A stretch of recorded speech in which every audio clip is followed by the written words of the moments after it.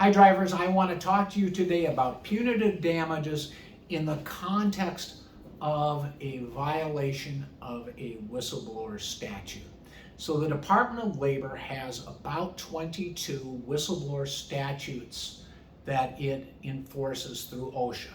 They are employee protection statutes, and one of them is the Surface Transportation Assistance Act, and that's a law that protects drivers from retaliation because they refuse to drive in violation of a commercial vehicle safety regulation, or because they make safety-related complaints to the employer, a trucking company usually, a private fleet operation, or to DOT. So those are the two basic protections of the STAA. There are others. So there is also a similar statute applicable to flight attendants, aircraft mechanics, railroad workers, environmental whistleblowers. But for our purposes here today, we'll talk about the STAA and when may punitive damages be awarded. So in a case called Cynthia Ferguson versus Prime, the Department of Labor's Administrative Review Board, which is like an appeals court above the Labor Department's judges, set forth a criteria for when can a judge of the Department of Labor in a trucking whistleblower case award punitive damages. And the review board set forth the criteria. The first thing the judge should analyze is, was the firing or other act of retaliation, such as a demotion, reduced pay, transfer, retaliatory transfer, was it egregious? That's a fancy legal term for outrageous.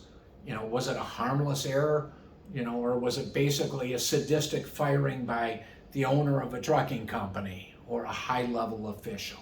So if it's egregious, then the next question the court looks at, or the administrative law judge in the case of a Department of Labor case, would be, did the firing or other act of retaliation reflect a policy, a policy or practice, or come from high management? If it's a dispatcher or a low-level person who has a misunderstanding of policy or the law, there's probably not a case for punitive damages. But if a company, say for example, has a practice of firing drivers who refuse to falsify their logs, refuse to go on PC for 800 miles to pick up a load of freight somewhere, is there practice or policy, or does it come from high-level management? Director of Safety, Director of HR, Vice President of Operations. Smaller companies where there aren't all those titles, does it come from high management? So one, is it egregious? Two, is it policy or coming from high management?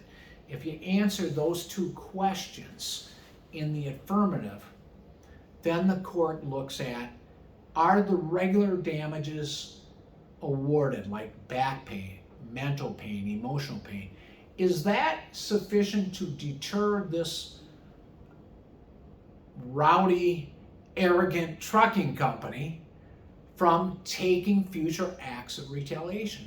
Because the purpose of the STAA statute is not only to protect drivers, but to provide for public safety, for safe highways. That's why Congress enacted it, and that's why Ronald Reagan signed it into law. So if they answer the questions, the court answers, yes, it's egregious / outrageous. Two, the retaliatory act against this driver who won't drive with an audible air leak or won't drive with bald tires or whatever, does it reflect that act of retaliation, firing, reflect policy or come from high management? Three, are the regular damages enough of a deterrent to stop this company? If the court says no, then they determine an amount of punitive damages to be awarded. Now, if you were talking a case like UPS, where say a driver's out of work for 3 days, and we had that situation where a driver was only out of work a few days when he refused to drive without all the tail lights working, all the lights required under the regulations working at night, 18 miles, he was suspended, fired, and then it was reduced to suspension for a very short period of time.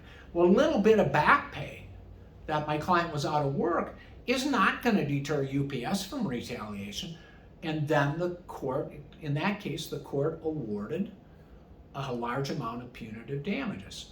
But let's say, for example, you're taking a driver who's worked for a medium-sized carrier and he's been out of work for a year, or his back pay damages are, say, $80,000 and mental pain are worth $100,000.